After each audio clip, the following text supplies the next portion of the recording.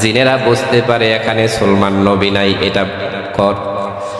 ঘুন পোকা যখন খেয়ে ফেলল, সুলমান নবীর স্ট্যাচুটা পরে ভেঙ্গে চুরমার হয়ে গেল। জিনেরা বলে হায় হায় হায় হায়, কার বই এতদিন এখানে কাজ করলাম, যারে বই করলাম সে তো এখানে নাই, এখানে তো একটা মূর্তি পড়া। আমার বন্ধুরা, আমি বলে দিতে চাই 200 গজ দূরে সুলমান নবীর একটা স্ট্যাচু পড়েছিল, জিনেরা নির্ণয় করতে পারে নাই এটা জীবিত না মৃত। ওই জিন আপনার তকদির ভালো মন্দ কোনো কিছুই নির্ণয় করতে পারে না, এটা ধোঁকা ছাড়া আর কিছু না। কথা বলেন ঠিক কিনা? ভালো মন্দের একমাত্র মালিক আমার আল্লাহ। কেউ যদি চায় কারো তকদির পরিবর্তন করার জন্য, সেটা চেতে হবে আল্লাহর কাছে। আল্লাহ ছাড়া কোনো মানুষের তকদিরে পরিবর্তন হয় না। যদি এমন পরিবর্তন হতো তাহলে শেখ হাসিনা সরকারকে জিনের মাধ্যমে আবার ক্ষমতায় বসানো হতো। কথা বলেন ঠিক কিনা? আমার বন্ধুরা, আয়াত পরিষ্কার করে দেয়। আমাদের দেশে দেখবেন বিভিন্নভাবে তাবিজ বিক্রি করে। এই তাবিজটা ইসলামে না জায়েজ, কিন্তু জারফুক পানি পরা দেওয়া এটা ইসলামে বৈধতা আছে। সাহাবায়ে কেরামের একটা দল চলে গেলেন, হঠাৎ করে দেখলেন একটা লোককে সাপে কামড়াইছে। ওই কওমের লোকগুলো কবিলার লোকগুলো কান্না করতেছে। একজন সাহাবা গিয়ে বললেন, তোমরা কেন কান্না করো? কয় আমাদের সর্দারকে সাপে কেটে মেরে ফেলেছে। সাহাবারা বলে, আমরা যদি ভালো করে দেই আমাদেরকে কি দিবা? কয় তোমাদেরকে অনেকগুলো বকরি দেব। সাহাবা রাদিয়াল্লাহু তাআলা আনহু একটা গ্লাস নিলেন, গ্লাসের মধ্যে সূরা ফাতিহা পড়লেন, শেফার আয়াতগুলো পড়লেন, পরে তাকে খাওয়ায় দিলেন। সঙ্গে সঙ্গে লোকটা সুস্থ হয়ে গেল। সাহাবারা ক্ষুধার্ত ছিলেন, নিজেরা বকরি জবাই করলেন, বকরির গোশত খেলেন। আল্লাহর হাবিবের কাছে এসে জিজ্ঞাসা করি, ইয়া রাসূলুল্লাহ, ইয়া হাবিবাল্লাহ, নবী হে, আমরা তো অমুক জায়গায় এইভাবে একটি কাজ করেছি, আমাদের কাজটা কি সঠিক হবে নাকি? আল্লাহর নবী বলে, অবশিষ্ট যদি কোনো গোশত থাকে আমার বাসায় পাঠিয়ে দাও। সুবহানাল্লাহ। আমার বন্ধুরা, আমাদের দেশে কুফরি যেটা করে এটা পরিপূর্ণ হারাম। আমাদের দেশে যুবক যুবতীদেরকে বলা হয়, ওই বাবার টাকা আছে, যুবক মোটর বাইক নিয়ে চলে, মেয়ে পছন্দ হয়েছে কিন্তু মেয়ে রাজি না। হুজুরের কাছে যাইয়া বলে, হুজুর আমার একটা তাবিজ দেন, আমি ওই মেয়েটাকে চাই, যা লাগে আমি দেন, আপনার কোনো টেনশন নাই। এমন যুবক আমাদের বাংলাদেশে আছে না নাই? আমি বলতে চাই, যুবক তাবিজ নিতে পারবা, টাকা দিতে পারবা, হাজার হাজার তাবিজ তুমি খেতে পারবা, নিতে পারবা, দিতে পারবা, বিন্দু পরিমাণ জাররা পরিমাণ কাজ হবে না যতক্ষণ পর্যন্ত না ওই মেয়ের কলবের ভিতরে আল্লাহ তোমার প্রতি ভালোবাসা না ঢুকাইয়া দেয়। কথা বলেন ঠিক কিনা? এজন্য আমার ভাইয়েরা, জুতার ফিতাও যদি ছিঁড়ে যায় সেটার জন্য প্রার্থনা করতে হবে আল্লাহর কাছে। আল্লাহ ছাড়া কারো কাছে প্রার্থনা করা সম্পূর্ণ নাজায়েজ। কিন্তু আমাদের দেশে কিছু ভাইয়েরা আছে গান গায়, খাজারে তোর দরবারেতে কেউ ফিরে না খালি হাতে। আছে না নাই? আমার বন্ধুরা, খাজার দরবার থাকতে পারে, এটা দুনিয়ার দরবার, কিন্তু খাজার দরবারে খাজানা, খাজার বাবারও কোনো কিছু দেওয়ার ক্ষমতা নাই। এই গানগুলোকে ইসলামাইজ করে দিতে হবে। এটাকে বলতে হবে, আল্লাহরে তোর দরবারেতে কেউ ফিরে না খালি হাতে। ঠিকই না? আমাদের দেশে বিভিন্ন গান আছে না নাই? এই যে 31st নাইটে গেছে, ওই দিন ছেলেবেলারা বিকাল বেলা থেকে বাজাইতেছে, ও শেপালি কেনে পানে জর্দা মিশাইলি, তোকে দেখে গাইলে আমি রিমিস কাওয়ালি, রিমিস কাওয়ালি, রিমিস কাওয়ালি। আছে না নাই? রূপবানে নাচে কোমর দুলাইয়া, ফেরেশতারা কতরে ফিটা মুজুলাইয়া জুলাই। ঠিক না? আমার বন্ধুরা, আমাদের দেশের বিবাহ কিংবা মুসলমানের প্রোগ্রামগুলো কত সুন্দর। প্রোগ্রামটা অ্যারেঞ্জ করতে দেরি হয়, আমার যুবক ভাইগুলো বড় বড় স্পিকার আইনা সেখানে গান বাজায়, ওয়াশাপালি কেনে পানে জর্দা মিশাইলি। আছে না নাই? আমার বন্ধু, সূরা লোকমান আল্লাহ রাব্বুল আলামিন বললেন, ওয়া মিনান নাসি মান ইয়াশতারি লাহওয়াল হাদিস, অশ্লীল কথাবার্তা এগুলো হারাম হারাম হারাম, ছেড়ে দিতে হবে, ছেড়ে দাও। কিন্তু আরাম আরাম মনে করে আমরা আরো বেশি বেশি গাই। কথা বলেন ঠিক কিনা? আমার বন্ধু, শুধু ইসলামিক গানগুলোই যে আমাদেরকে নষ্ট করে বিষয়টা এমন নয়। আমাদের দেশে কিছু শিল্পী আছে গান কারে বলে এটাই জানে না। কোনো জ্ঞানমূলক কথা সুর দ্বারা প্রকাশ করাকে গান বলে।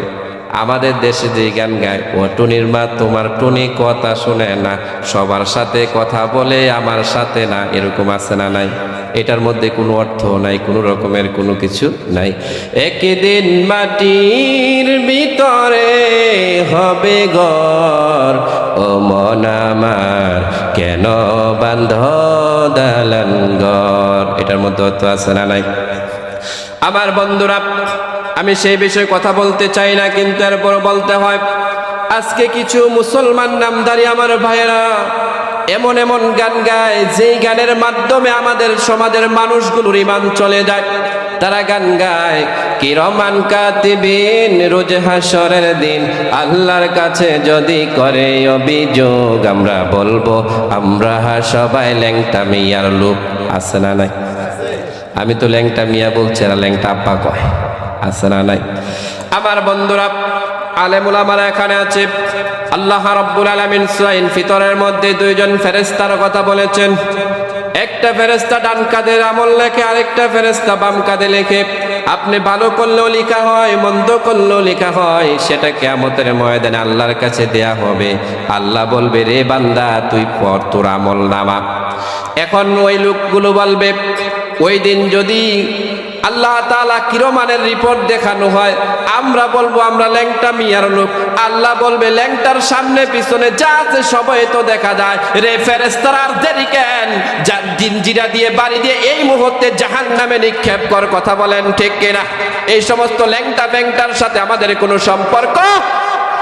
লিল্লাহি নাহমাদুহু ওয়া নাস্তাঈনুহু ওয়া নাস্তাগফিরুহু ونؤمن به ونتوكل عليه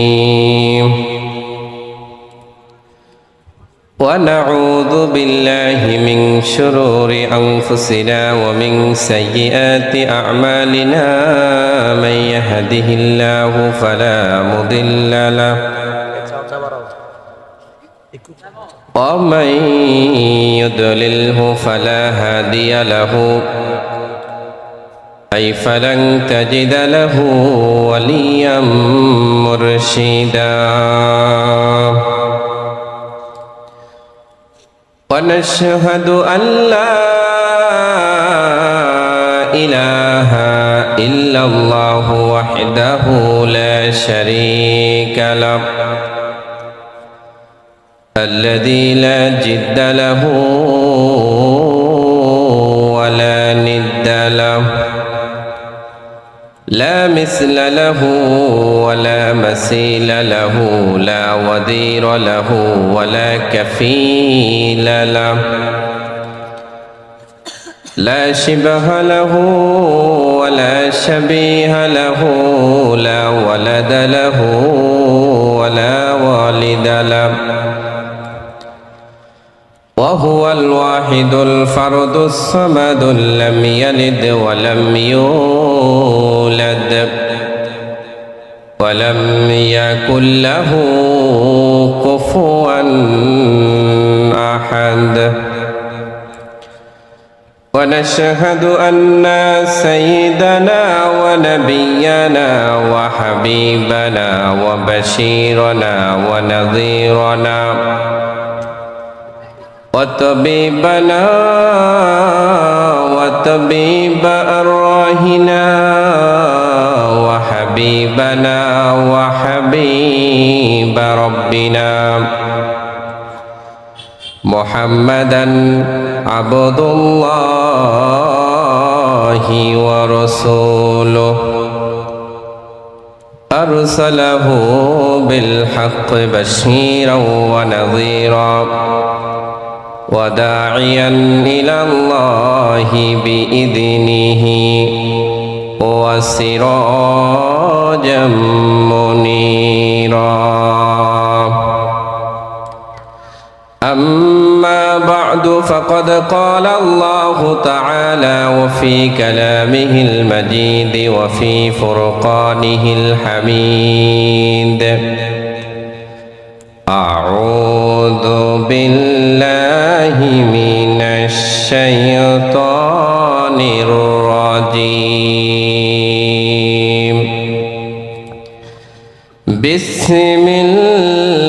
বিসমিল্লাহির রহমানির রহিম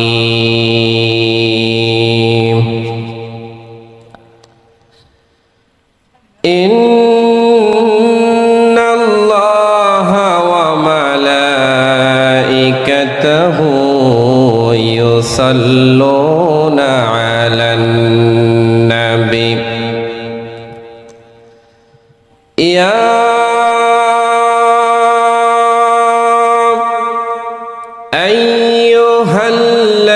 আইয়ুহাল্লাযীনা আমানু সাল্লু আলাইহি ওয়া সাল্লিমু তাসলিমা আল্লাহুম্মা সাল্লি আলা কোরআন শরীফ বলছিলাম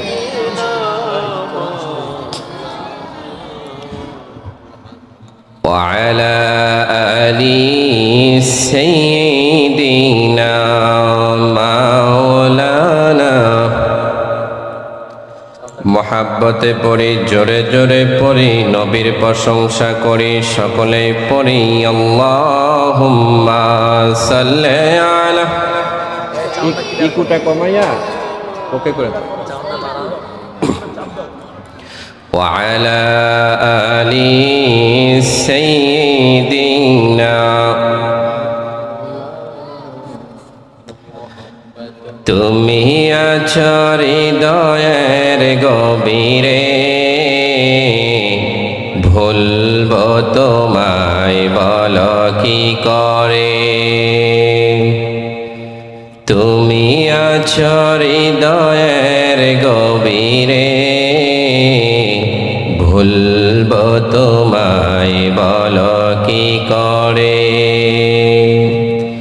দেখি নাই তোমারে কোনো দিন তবু আছো শয়নে অমলিন দেখি নাই তোমারে কোনো দিন তবু আছো শরণে অমলিন প্রেমের ওই ভুবনের বিরহ ব্যথা নিশীতের শেফালিরা জরে আল্লাহুম্মা সাল্লি আলা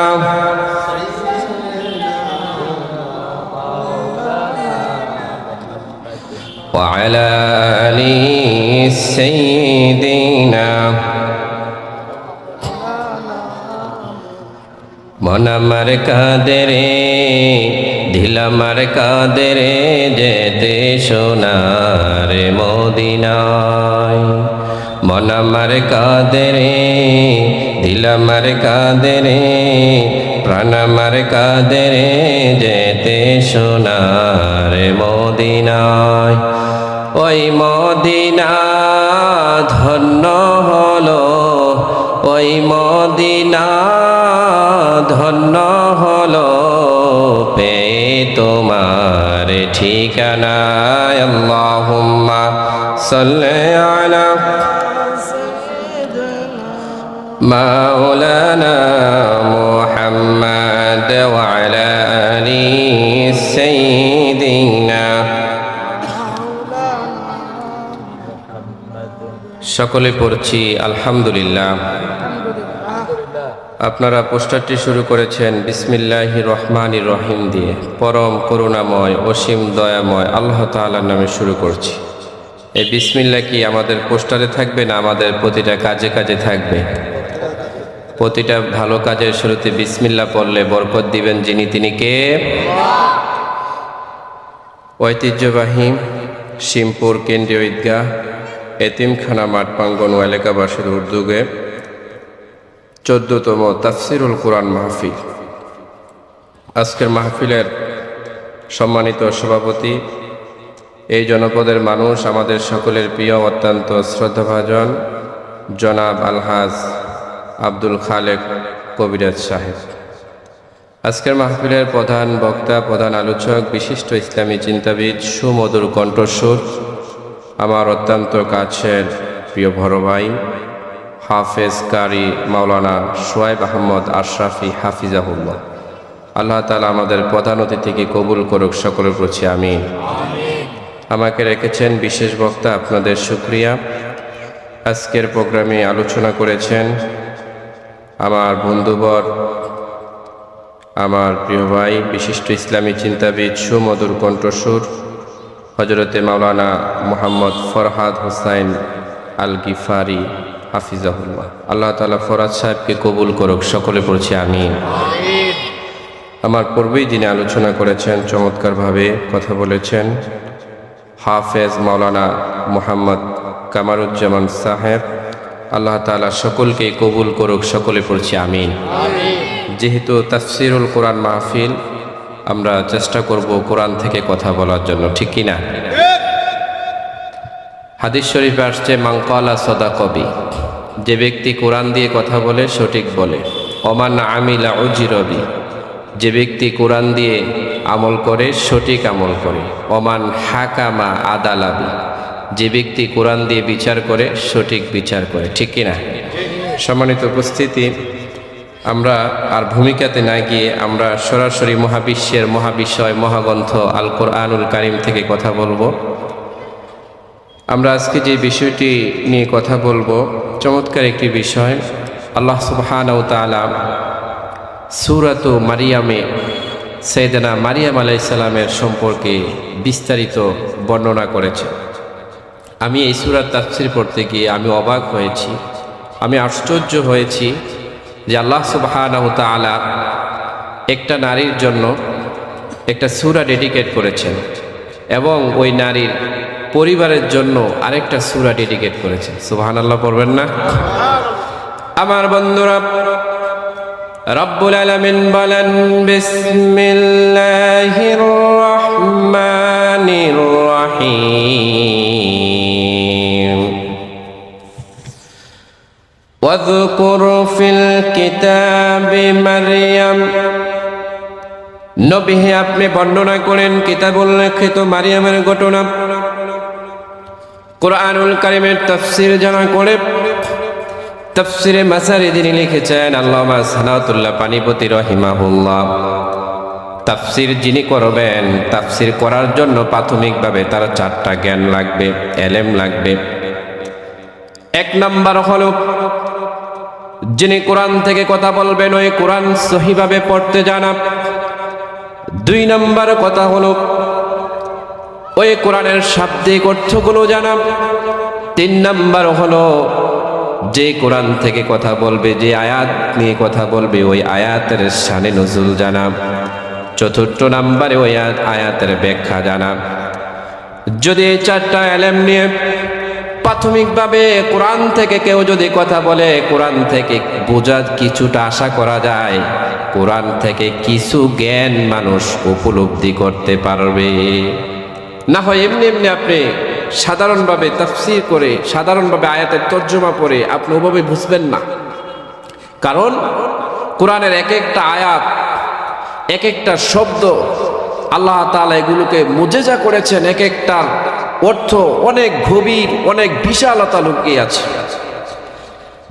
যেমন আল্লাহ রাব্বুল আলামিন এখানে বললেন ওয়াযকুর ফিল কিতাবি মারইয়াম, নবী হে আপনি বর্ণনা করেন মারিয়ামের ঘটনা কিতাবুল লিখিত। এখন আল্লাহ তাআলা যে আমাদেরকে বললেন মারিয়ামের কথা বলার জন্য, এখন মারিয়ামের পরিচয় কি, কেন মারিয়ামকে এত সম্মানিত করেছেন সেটা জানার দরকার আছে না নাই? আমার বন্ধুরা, সে বিষয়ে আল্লাহ রাব্বুল আলামিন সূরা আল ইমরানে চমৎকারভাবে আল্লাহ তাআলা মারিয়ামের পরিচয় তুলে ধরলেন।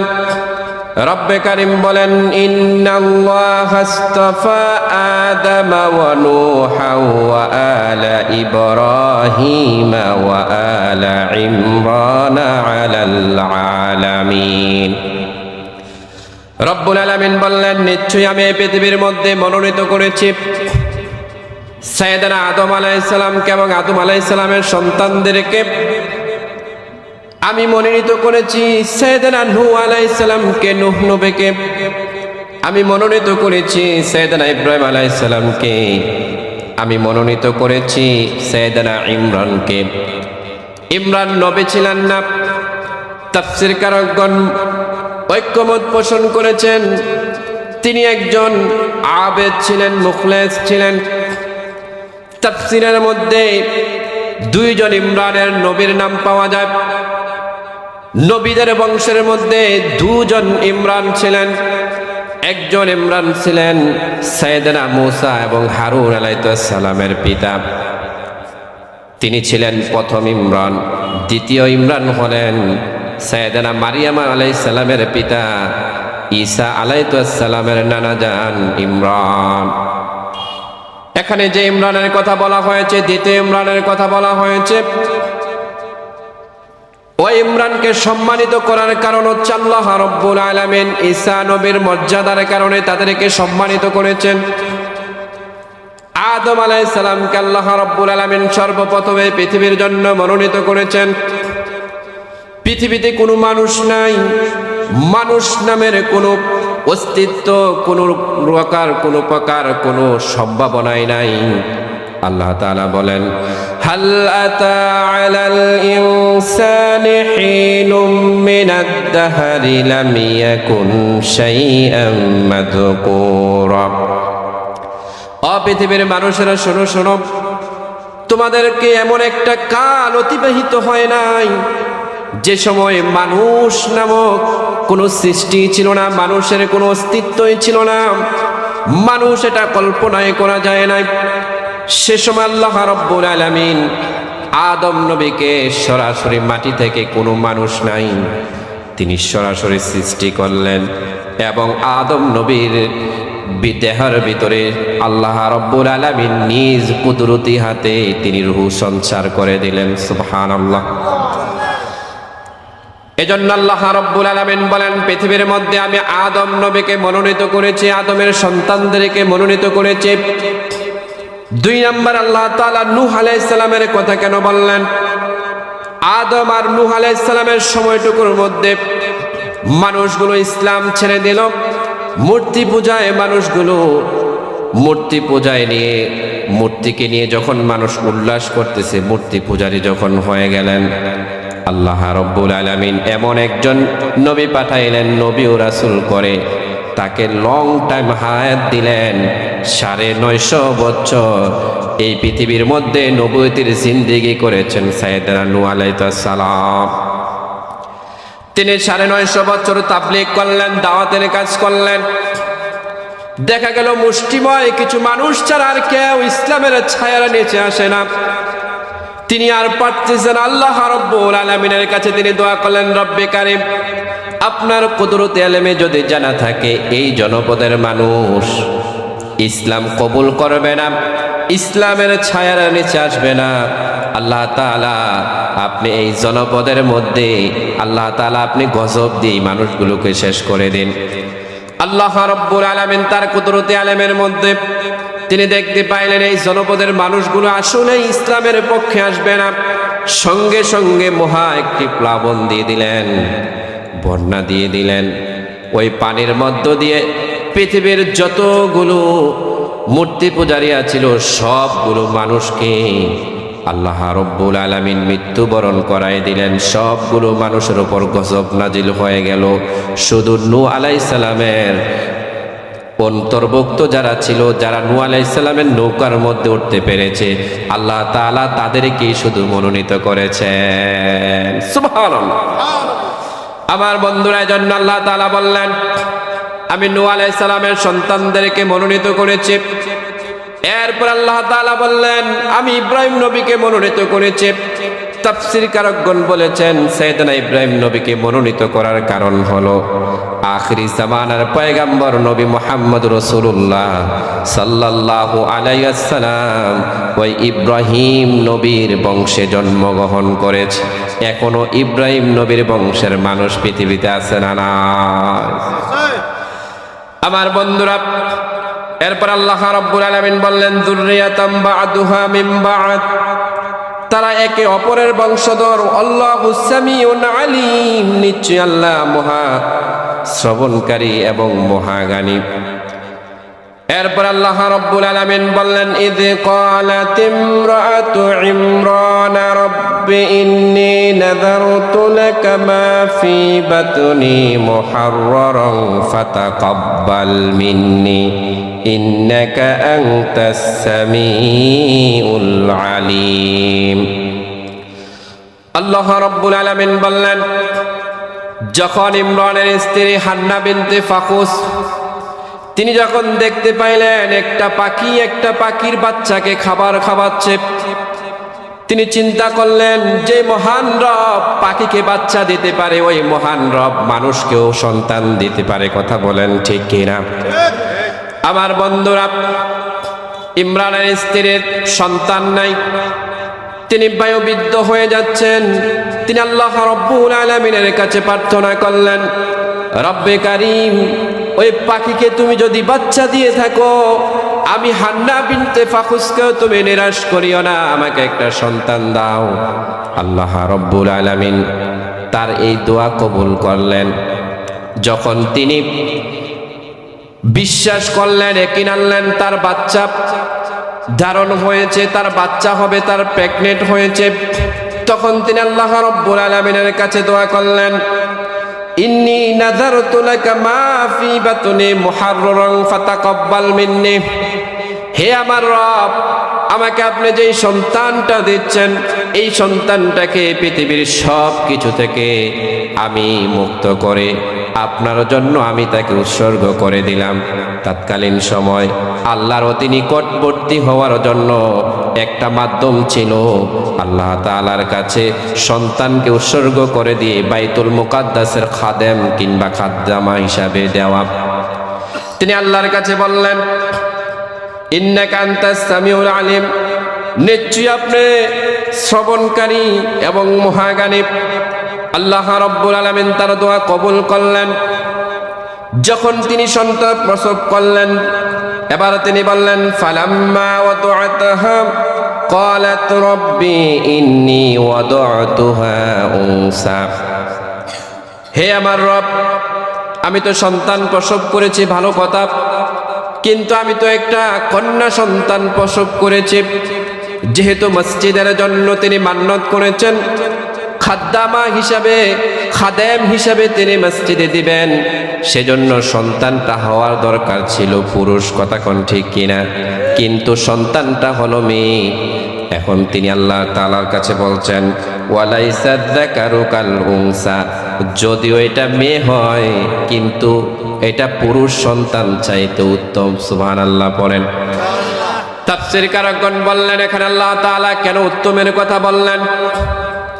একটা সন্তান এক সপ্তাহ যতটুক বড় হয়, সাইয়েদানা মারিয়াম জন্মগ্রহণের একদিনেই ততটুক বড় হয়ে গেলেন। একটা সন্তান এক মাসে যতটুক বড় হয়, সাইয়েদানা মারিয়াম এক সপ্তাহে তত বড় হয়ে গেলেন। এক বছরে একটা সন্তান যতটুক পুষ্কর হয়, যতটুক সুন্দর হয়, যতটুক বড় হয়, দৈহিক আকৃতি যতটুক বড় হয়, সাইয়েদানা মারিয়াম আলাইহিস সালাম আল্লাহ তাআলা এত কুদরত রহমত দিয়েছিলেন, তিনি 6 মাসে ততটুক বড় হয়ে গেলেন। সুবহানাল্লাহ। এবার তিনি আল্লাহ তাআলার কাছে বললেন, ওয়া ইন্নী সাম্মাইতুহা মারিয়াম, আমি তার নাম রাখলাম মারিয়াম। ওয়া ইন্নী উঈযুহা বিকা ওয়া যুররিয়াতাহা মিনাশ শাইতানির রাজীম, এবং আমি তার জন্য দোয়া করে তার ভিতরে যা আসবে এবং সে সহ তাকে যেন দুনিয়ার কোনো শয়তান কোনো না কোনোভাবে স্পর্শ না করতে পারে। আমার বন্ধুরা, আপনাদেরকে একটা আমি গভীর কথা বলে যাই। মানুষ যখন জন্মগ্রহণ করে, জন্মের সঙ্গে সঙ্গে দেখবেন মানুষ একটা ওয়া ওয়া করে চিৎকার দেয়। কথা কোন ঠিক কিনা? এমন আছে না নাই? বিজ্ঞানীরা বলে চিৎকার দেওয়ার কারণ হচ্ছে এতদিন মায়ের গর্ভে ছিল, নতুন আবহাওয়ায় নতুন জায়গায় এসেছে, এজন্য সে চিৎকার দেয়। আমার বন্ধুরা, কোরআন এটা বলে না, কোরআন বলে কথাটা ভুল। এজন্য আল্লাহ রাব্বুল আলামিন আয়াতে বললেন, পৃথিবীর মধ্যে যত আদম সন্তান জন্মগ্রহণ করে, জন্মের সঙ্গে সঙ্গে ওই আদম সন্তানকে কেরান নামে একটা জিন তাকে স্পর্শ করে। স্পর্শ করার সঙ্গে সঙ্গে বাচ্চাটা ওয়া ওয়া করে চিৎকার করে, ওই জিনের থাবা, ওই জিনের স্পর্শ এটা সহ্য করতে পারে না। সেজন্য যদি সে আবহাওয়ার কারণে চিৎকার চেঁচামেচি করতো, তাহলে সে তার মায়ের গর্ভে থাকতো। সন্তান মায়ের গর্ভে ততদিন থাকে যতদিন পর্যন্ত আল্লাহ তাআলা তার দেহটাকে ওই জায়গার মধ্যে থাকার জন্য রাখেন, ততদিন। যতদিন পর্যন্ত উপযুক্ত না হয় পৃথিবীতে আসার, ততদিন পর্যন্ত ওই সন্তান বাহির হয় না, প্রসব হয় না। যদিও হয়, ওইটাকে এনআইসিতে রাখা হয়। কথা বলেন ঠিক কিনা? আমার বন্ধুরা, ওই কিরান নামক জিন দিয়ে পৃথিবীর মধ্যে কিছু কিছু মানুষ আছে, গাইবী কিছু খবর দাবর আপনাকে দেয়।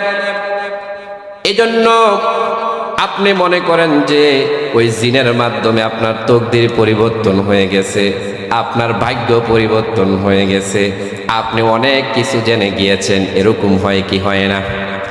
আমার বন্ধুরা, আমি বলতে চাই, সাইয়েদনা সুলাইমান আলাইহিস সালামকে আল্লাহ রাব্বুল আলামিন দায়িত্ব দিলেন, রে সুলাইমান, বাইতুল মুকাদ্দাস মসজিদটা তুমি নির্মাণ করো।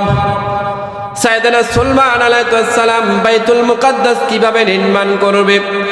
একদল জিন জাতিকে সেখানে তিনি কাজে লাগাইয়া দিলেন। জিন জাতির সবাই মিলে ওই জায়গার মধ্যে কাজ করতেছে। জিনগুলো এত বেয়াদব, এত বদরাগী, সুলাইমান নবী যতক্ষণ কাজে থাকে ততক্ষণ তারা কাজ করে। সুলাইমান নবী চলে আসলে তারা আর কাজ করে না। নবী চিন্তা করলেন, আমি তো এই নির্মাণ কাজের মধ্যে যদি সময় ব্যয় করে দেই, এখানে যদি থাকি, তাহলে তো আমার রাজ্য কে চালাবে? সাইয়েদনা সুলাইমান আলাইহিস সালাম তিনি একটা কাচের গ্লাসের ভিতরে তার দেহটার একটা স্ট্যাচু বানালেন। তিনি সেখানে ওই স্ট্যাচুটা রাখলেন। রাখার পরে জিনরা দেখে সুলাইমান নবী গ্লাসের মধ্যে বয়ে বয়ে জিনেরা কাজ করে। কাজ করতে করতে একদিন নয়, 2 দিন নয়, 1500 বছর জিনগুলো কাজ করে বাইতুল মুকাদ্দাসটাকে নির্মাণ করে। আমার বন্ধুরা, কাজ শেষ হওয়ার পরে জিনগুলো আয়েশা সুলাইমান আলাইহিস সালামের কাছে বলে, বাদশা মহোদয়, কাজ শেষ হয়েছে, আমাদেরকে ছুটি দেন। কিন্তু নবী তো কথা বলে না, নবী এখন বেঁচেও নাই। হঠাৎ করে আল্লাহ রাব্বুল আলামিন ঘুন পোকাকে অর্ডার করলেন, রে ঘুন পোকা, যেই লাঠিটার মধ্যে ঠেস দিয়ে সুলাইমান নবীর স্ট্যাচুটা দাঁড়িয়ে আছে, এটাকে খেয়ে ফেল, যাতে করে মূর্তিটা পড়ে যায়, জিনেরা বুঝতে পারে এখানে সুলাইমান নবী নাই, এটা কর। ঘুন পোকা যখন খেয়ে ফেলল, সুলাইমান নবীর স্ট্যাচুটা পরে ভেঙ্গে চুরমার হয়ে গেল। জিনেরা বলে, হায় হায় হায় হায়, কার বয় এতদিন এখানে কাজ করলাম, যারে ভয় করলাম সে তো এখানে নাই, এখানে তো একটা মূর্তি পড়া। আমার বন্ধুরা, আমি বলে দিতে চাই, 200 গজ দূরে সুলাইমান নবীর একটা স্ট্যাচু পড়েছিল, জিনেরা নির্ণয় করতে পারে নাই এটা জীবিত না মৃত। ওই জিন আপনার তকদির ভালো মন্দ কোনো কিছুই নির্ণয় করতে পারে না, এটা ধোঁকা ছাড়া আর কিছু না। কথা বলেন ঠিক কিনা? ভালো মন্দের একমাত্র মালিক আমার আল্লাহ। কেউ যদি চায় কারো তকদির পরিবর্তন করার জন্য, সেটা চেতে হবে আল্লাহর কাছে। আল্লাহ ছাড়া কোনো মানুষের তকদির পরিবর্তন হয় না। যদি এমন পরিবর্তন হতো, তাহলে শেখ হাসিনা সরকারকে জিনের মাধ্যমে আবার ক্ষমতায় বসানো হতো। কথা বলেন ঠিক কিনা? আমার বন্ধুরা, আয়াত পরিষ্কার করে দেয়, আমাদের দেশে দেখবেন বিভিন্নভাবে তাবিজ বিক্রি করে। এই তাবিজটা ইসলামে না জায়েজ, কিন্তু জারফুক, পানি পরা দেওয়া, এটা ইসলামে বৈধতা আছে। সাহাবায়ে কেরামের একটা দল চলে গেলেন। হঠাৎ করে দেখলেন একটা লোককে সাপে কামড়াইছে। ওই কওমের লোকগুলো, কবিলার লোকগুলো কান্না করতেছে। একজন সাহাবা গিয়ে বললেন, তোমরা কেন কান্না করো? কয়, আমাদের সর্দারকে সাপে কেটে মেরে ফেলেছে। সাহাবারা বলে, আমরা যদি ভালো করে দেই আমাদেরকে কি দিবা? কয়, তোমাদেরকে অনেকগুলো বকরি দেব। সাহাবা রাদিয়াল্লাহু তাআলা আনহু একটা গ্লাস নিলেন, গ্লাসের মধ্যে সূরা ফাতিহা বললেন, শেফার আয়াতগুলো পড়লেন, পরে তাকে খাওয়ায় দিলেন। সঙ্গে সঙ্গে লোকটা সুস্থ হয়ে গেল। সাহাবারা ক্ষুধার্ত ছিলেন, নিজেরা বকরি জবাই করলেন, বকরির গোশত খেলেন। আল্লাহর হাবিবের কাছে এসে জিজ্ঞাসা করি, ইয়া রাসূলুল্লাহ, ইয়া হাবিব আল্লাহ, নবী হে, আমরা তো অমুক জায়গায় এইভাবে একটি কাজ করেছি, আমাদের কাজটা কি সঠিক হবে নাকি? আল্লাহর নবী বলে, অবশিষ্ট যদি কোনো গোশত থাকে আমার বাসায় পাঠিয়ে দাও। সুবহানাল্লাহ। আমার বন্ধুরা, আমাদের দেশে কুফুরি যেটা করে এটা পরিপূর্ণ হারাম। আমাদের দেশে যুবক যুবতীদেরকে বলা হয়, ওই বাবার টাকা আছে, যুবক মোটর বাইক নিয়ে চলে, মেয়ে পছন্দ হয়েছে কিন্তু মেয়ে রাজি না। হুজুরের কাছে যাইয়া বলে, হুজুর আমার একটা তাবিজ দেন, আমি ওই মেয়েটাকে চাই, যা লাগে আমি দেন, আপনার কোনো টেনশন নাই। এমন যুবক আমাদের বাংলাদেশে আছে না নাই? আমি বলতে চাই, যুবক তাবিজ নিতে পারবা, টাকা দিতে পারবা, হাজার হাজার তাবিজ তুমি খেতে পারবা, নিতে পারবা, দিতে পারবা, বিন্দু পরিমাণ জাররা পরিমাণ কাজ হবে না যতক্ষণ পর্যন্ত না ওই মেয়ের কলবের ভিতরে আল্লাহ তোমার প্রতি ভালোবাসা না ঢুকাইয়া দেয়। কথা বলেন ঠিক কিনা? এজন্য আমার ভাইয়েরা, জুতার ফিতাও যদি ছিঁড়ে যায় সেটার জন্য প্রার্থনা করতে হবে আল্লাহর কাছে। আল্লাহ ছাড়া কারো কাছে প্রার্থনা করা সম্পূর্ণ নাজায়েজ। কিন্তু আমাদের দেশে কিছু ভাইয়েরা আছে গান গায়, খাজারে তোর দরবারেতে কেউ ফিরে না খালি হাতে। আছে না নাই? আমার বন্ধুরা, খাজার দরবার থাকতে পারে, এটা দুনিয়ার দরবার, কিন্তু খাজার দরবারে খাজানা, খাজার বাবারও কোনো কিছু দেওয়ার ক্ষমতা নাই। এই গানগুলোকে ইসলামাইজ করে দিতে হবে। এটাকে বলতে হবে, আল্লাহরে তোর দরবারেতে কেউ ফিরে না খালি হাতে। ঠিকই না? আমাদের দেশে বিভিন্ন গান আছে না নাই? এই যে 31 নাইটে গেছে, ওই দিন ছেলেবেলারা বিকালবেলা থেকে বাজাইতেছে, ও শেফালি কেনে পানে জর্দা মিশাইলি, তোকে দেখে গাই যে আমি রিমিস কাওয়ালি, রিমিস কাওয়ালি, রিমিস কাওয়ালি। আছে না নাই? রূপবানে নাচে কোমর দুলাইয়া, ফেরেশতারা কতরে ফিটা মুজুলাইয়া জুলাই। ঠিক না? আমার বন্ধুরা, আমাদের দেশের বিবাহ কিংবা মুসলমানের প্রোগ্রামগুলো কত সুন্দর। প্রোগ্রামটা অ্যারেঞ্জ করতে দেরি হয়, আমার যুবক ভাইগুলো বড় বড় স্পিকার আইনা সেখানে গান বাজায়, ওয়াশাপালি কেনে পানে জর্দা মিশাইলি। আছে না নাই? আমার বন্ধু, সূরা লোকমান আল্লাহ রাব্বুল আলামিন বললেন, ওয়া মিনান নাসি মান ইয়াশতারি লাহওয়াল হাদিস। অশ্লীল কথাবার্তা এগুলো হারাম, হারাম, হারাম, ছেড়ে দিতে হবে, ছেড়ে দাও। কিন্তু আরাম আরাম মনে করে আমরা আরো বেশি বেশি গাই। কথা বলেন ঠিক কিনা? আমার বন্ধু, শুধু ইসলামিক গানগুলোই যে আমাদেরকে নষ্ট করে বিষয়টা এমন নয়। আমাদের দেশে কিছু শিল্পী আছে গান কারে বলে এটাই জানে না।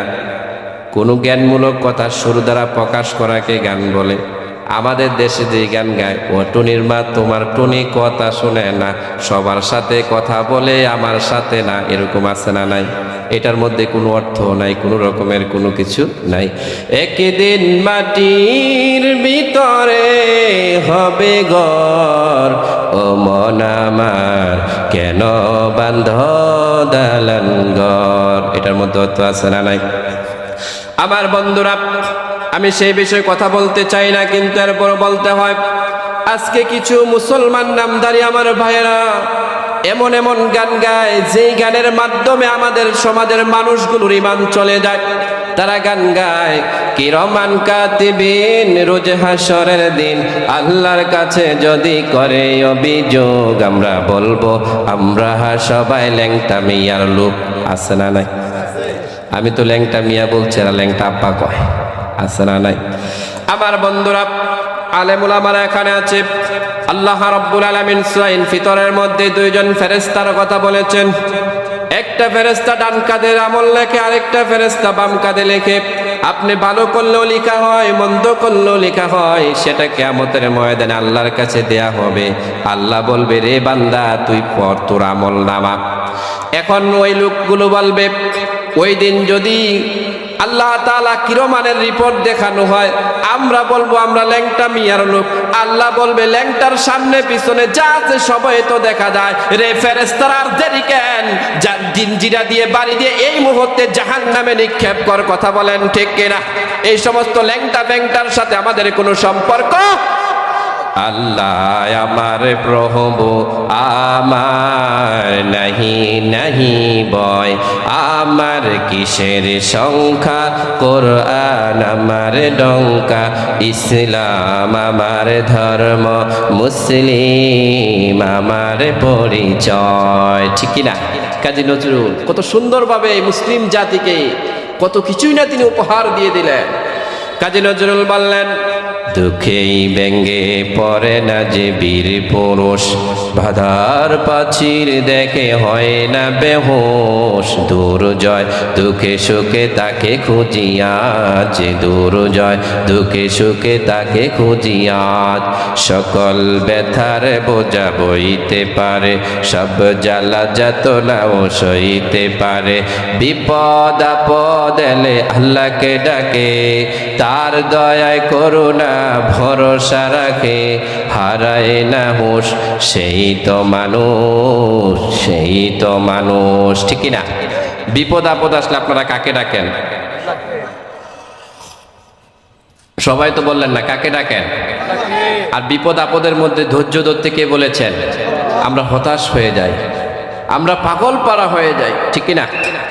আমার বন্ধুরা, আল্লাহ রাব্বুল আলামিন আবার বললেন, ওয়াযকুর ফিল কিতাবি মারইয়াম ইদিন তাবাদাত মিন আহলিহা মাকানান শারকিয়্যা।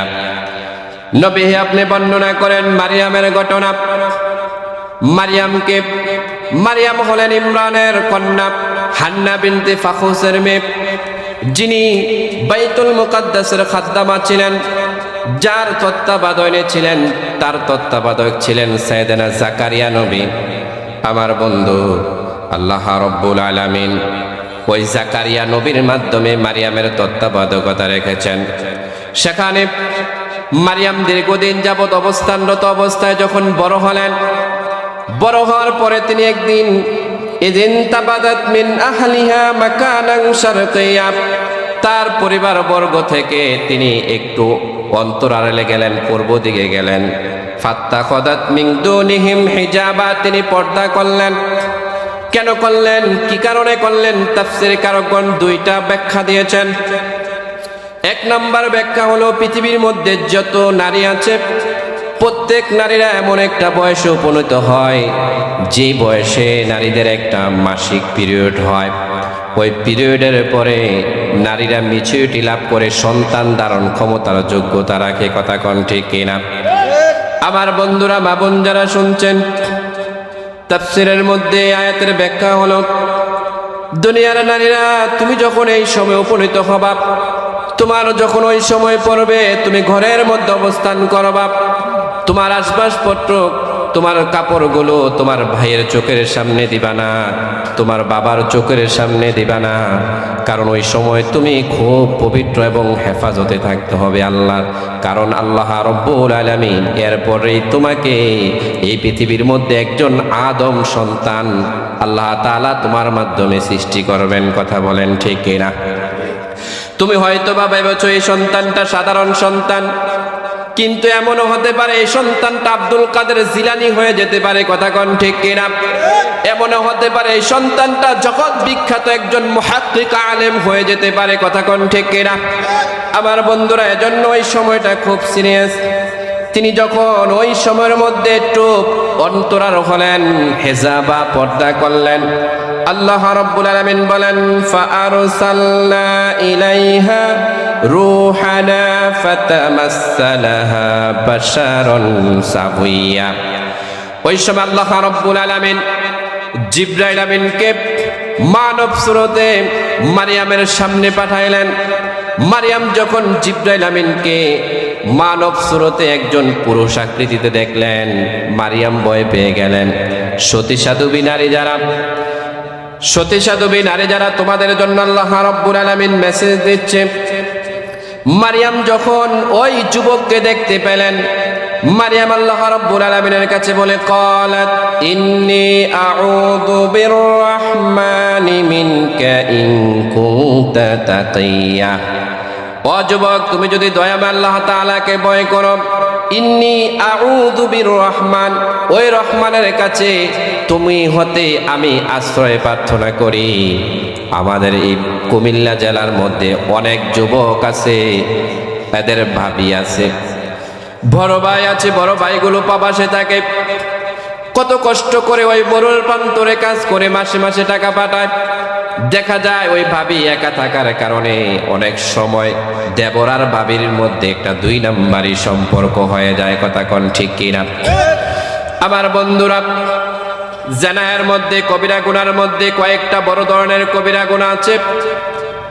একটা কবিরা গুনাহ হলো কেউ যদি নিকটতম আত্মীয়র সাথে জানা করে, আল্লাহ রাব্বুল আলামিন সঙ্গে সঙ্গে তার ঈমানটা হরণ করে নেয়।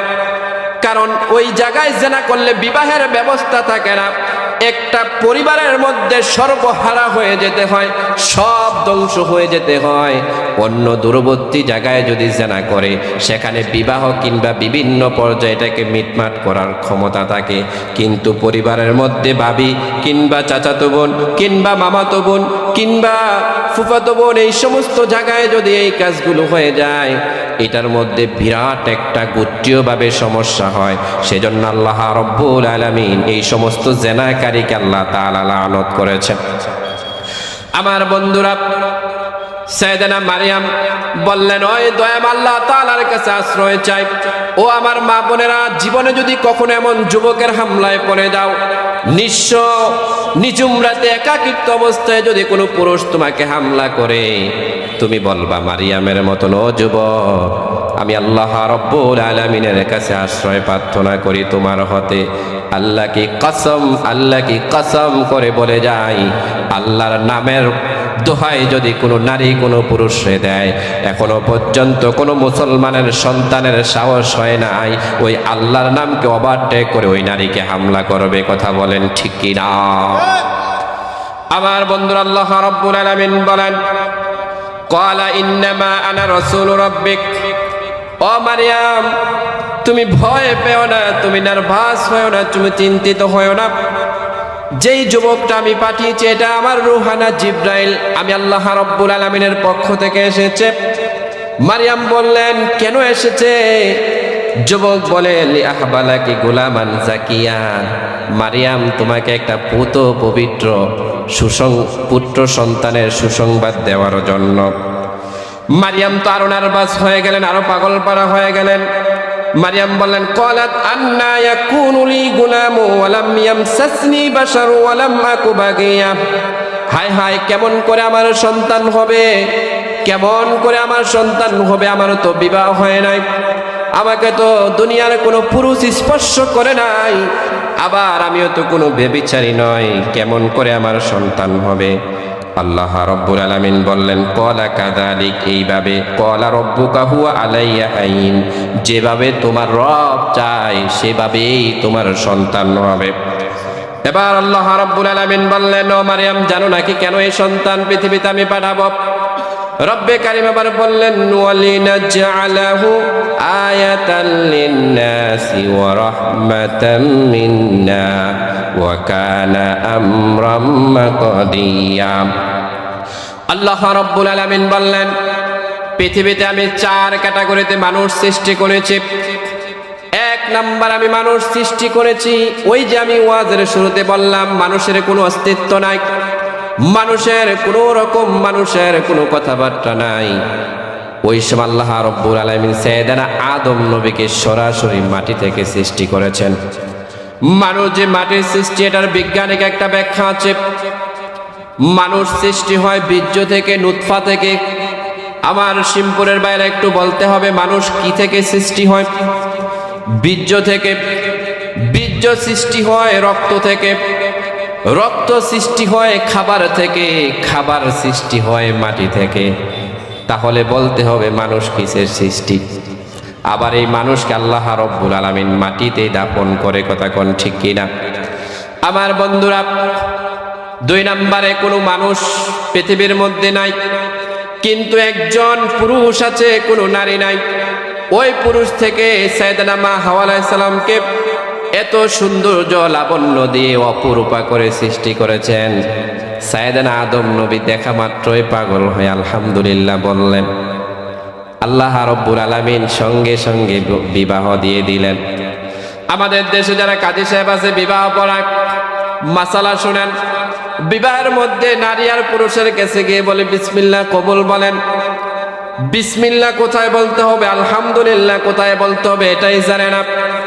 বিসমিল্লাহর ফজিলত হলো একাধিক বৃদ্ধি হওয়া, বেশি হওয়া। এজন্য যারা বিসমিল্লাহ বলে কবুল করে কয়েকদিন পরে কয় আমি আর বিয়া করে বরকত হইছে। কথা কোন ঠিক কিনা? এরকম আছে না নাই? আমার বন্ধুরা, একটা নারী আপনি পেয়েছেন, আপনার দুঃখে সুখে সব কিছুর জন্য সে সাথী হবে। একটা পুরুষের জন্য নিয়ামত, কেউ যদি নিয়ামত পায় সে বলবে আলহামদুলিল্লাহ। নারী আবার স্বামীকে পেয়েছে, একটা গার্ডিয়ান অভিভাবক হিসাবে পেয়েছে, ওই নারীও বলবে আলহামদুলিল্লাহ। এজন্য সাইয়েদনা আদম আলাইহিস সালাম হাওয়া আলাইহিস সালামকে পেয়ে সঙ্গে সঙ্গে পড়েছেন আলহামদুলিল্লাহ। আমরা পড়ি বিসমিল্লাহ। কথা কোন ঠিক কিনা? আমার বন্ধুরা, এটা ভুল পড়তে হবে আলহামদুলিল্লাহ কবুল। আলহামদুলিল্লাহ, আল্লাহর প্রশংসা, আল্লাহর জন্য তোমাকে আমি গ্রহণ করলাম, সুবহানাল্লাহ পড়েন। ওই আদম আর হাওয়ার বৈধ বিবাহের মাধ্যমে পৃথিবীর মধ্যে আল্লাহ তাআলা হাজার হাজার আদম সন্তান সৃষ্টি করলেন। হয়ে গেল 3টা। এবার আল্লাহ রাব্বুল আলামিন 4th নম্বরে যে মানুষ সৃষ্টি করবেন, এ ব্যাপারে আল্লাহ রাব্বুল আলামিন যে বর্ণনাটুকু দিয়েছেন, পৃথিবীর মধ্যে কিছু মানুষ আছে নাস্তিক, আল্লাহকে নিয়ে পর্যন্ত কথা বলে, এরকম আছে না নাই?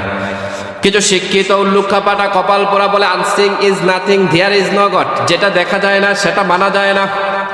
আল্লাহ রাব্বুল আলামিন বললেন ওই সমস্ত কপাল পোড়াগুলাকে উত্তর দেওয়ার জন্য, মারিয়াম কিছু সময়ের জন্য তোমাকে কষ্টে দেওয়া, এজন্য বাবা ছাড়া একজন সন্তান তোমার মাধ্যমে আমি পয়দা করব। সুবহানাল্লাহ পড়বেন না?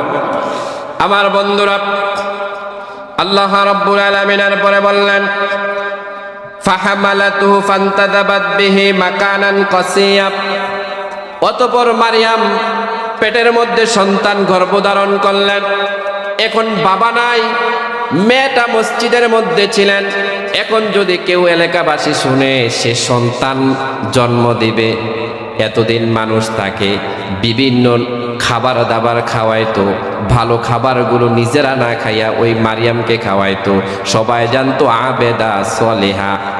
এখন যখন এটা দেখতে পাইলেন, মানুষগুলোর ধারণা পাল্টায় গেল। মানুষগুলো কয় হায় হায় মারিয়াম কি যে কিনা করলো। মানুষগুলো চিন্তিত হয়ে গেল, মানুষগুলো পেরেশান হয়ে গেল। মারিয়ামকে মসজিদ থেকে বাহির করা হলো। মারিয়ামকে বিভিন্ন ধরনের তুচ্ছ-তাচ্ছিল্য এবং কি মার মুখী পর্যন্ত মানুষ হয়েছে। শয়তান মুরব্বীদেরকে বলে, ও মুরব্বীরা শোনেন, মারিয়ামকে মেরে তো লাভ নাই, মারিয়ামের সাথে যে কাজটা করছে তারে মারেন। কয় কে? কয় তার দায়িত্বে ছিল যিনি তিনি।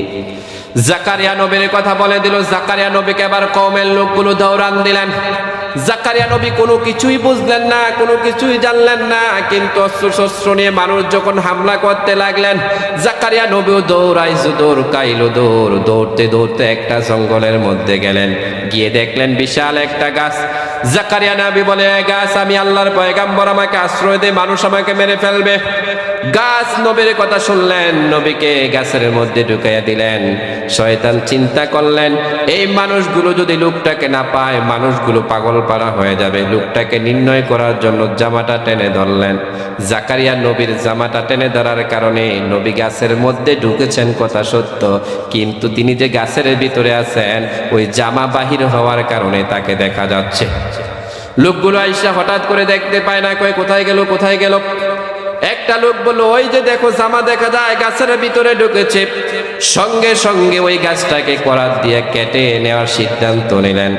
এবার জাকারিয়া নবীর হোশ ফিরে আসলো। জাকারিয়া নবী বললেন, হায় হায়, আমাকে যদি করাত দিয়ে কেটে ফেলে আমি তো আর বাঁচবো না। এবার তিনি আল্লাহর কাছে আশ্রয় চাইলেন, রব্বে কারিম, আমি তো এক বিপদে আছি, বিপদের উপর বিপদ, মহা বিপদ। আল্লাহ রাব্বুল আলামিন বললেন, রে জাকারিয়া, প্রথম যখন তুমি বিপদে পড়েছো, তুমি আশ্রয় চেয়েছো গাছের কাছে।